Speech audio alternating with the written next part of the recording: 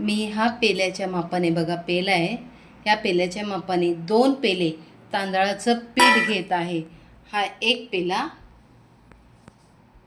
घावणे करायला आहे ना असं जाडं भरडं पीठ लागतं, अगदी बारीक असं पीठ लागत नाही. जसं आपण भाकरीला वापरतो तसं पीठ नसावं, थोडंसं जाडं भरडं पीठ घेतलेलं आहे. हा दुसरा पेला. 2 पेले आपण तांदळाचं पीठ घेतलं आहे, तर त्यासाठी आपल्याला सुरुवातीला ह्याच्यात 3 पेले भरून पाणी घ्यायचं आहे. पुढे जाऊन मम्मी तुम्हाला सांगणार आहे की किती पाणी लागलं आहे ते. असे मी 3 पेले पाणी घेतलेलं आहे. पीठ व्यवस्थित असं अगोदर मिक्स करून घ्यायचं. आता आपण यात चवीनुसार मीठ टाकून घ्यायचं. मी सुरुवातीला 3 पेले पाणी घेतलेलं, आता हा चौथा पेला पाणी घेत आहे. पीठ पाण्याचे घावणे असतात.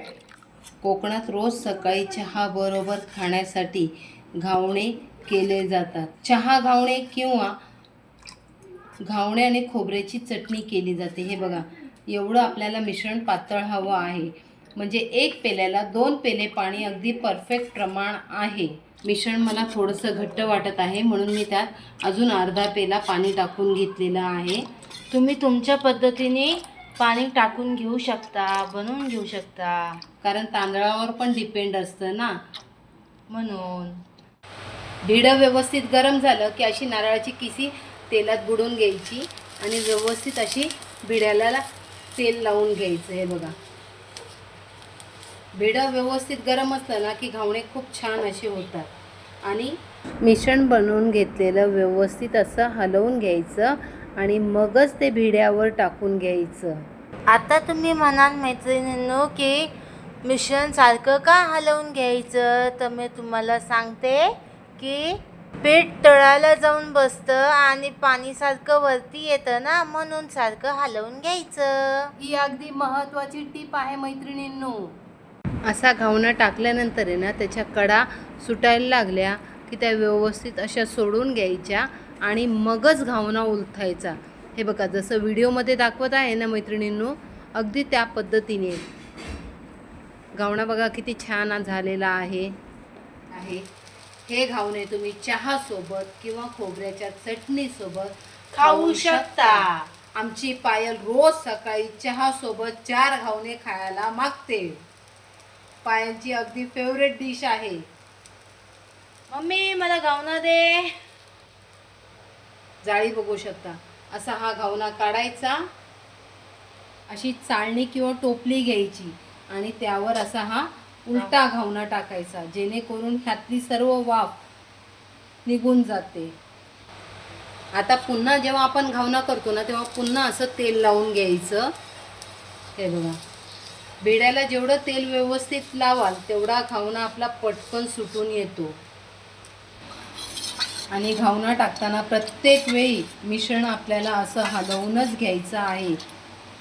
हे बघा, जेवढं तुम्ही मिश्रण हलवून घ्याल तेवढा घावणा खूप सुंदर येईल. आता मी इथे हा 1 पेला मिश्रण घेतलेला आहे आणि असं कडेकडेने टाकून घेतलेलं आहे. की अशी कडा सुटायला लागली की आपला घावणा अगदी पटकन सुटला जातो. म्हणून हे असं वर करून घ्यायचं. सुरीनी करा किंवा पलित्यानी करा. सुरीने करणं सोयीस्कर होईल का विचारा, तर नंतर मग पलीत त्याच्या आत घुसवू शकतो आणि नंतर मग पलटी मारायला आसानी होते, म्हणून असा पलटी मारायचा. घ्यायची. जाळी बघा किती छान आलेली आहे.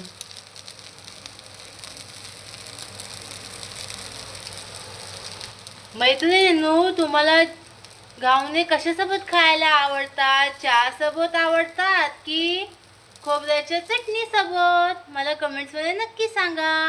आता हा घावणा आपण काढून घेऊया. हे बघा, घावण्याला जाळी बघा किती छान आलेली आहे.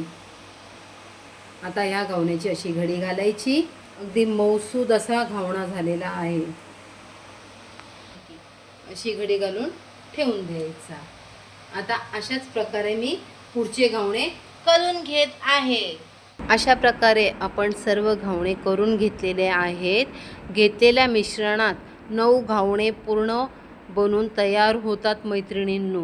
घावणे बघा किती मऊसूद आणि किती जाळीदार झालेले आहेत. जर तुम्हाला आजचा हा व्हिडिओ आवडला असेल तर लाईक करा, शेअर करा आणि आमच्या चॅनलला सबस्क्राईब करा.